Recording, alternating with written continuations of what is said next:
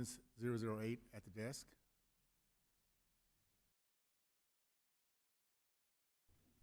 Mr. Owens, Okay. I'm sorry. Parental rights are non-negotiable. Parents have a God-given right to make decisions for their children, to raise their children according to their values, and to how their children should be instructed in school. Americans should never be forced to relinquish these parental rights to the government.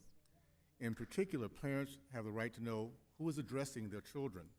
Schools often invite groups and individuals outside the school staff to speak to children.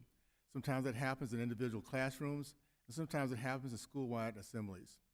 It is critical, it's crucially important that parents are aware of who these outside speakers are before the event.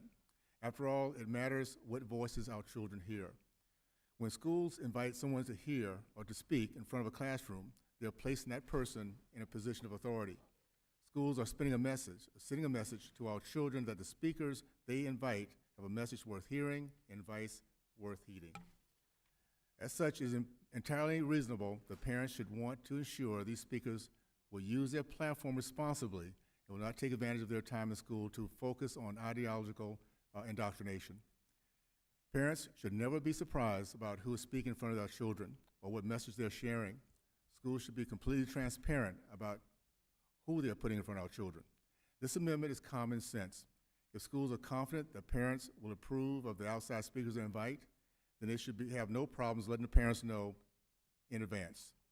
This amendment will help ensure that parents are never surprised by the people or the groups that their children are learning from. There's an entirely reasonable idea and consistent with the underlying bill's goal to ensuring transparency and protecting parents' rights. I urge my colleagues to join me in voting in favor of this amendment and in favor of underlining the bill, and I yield back.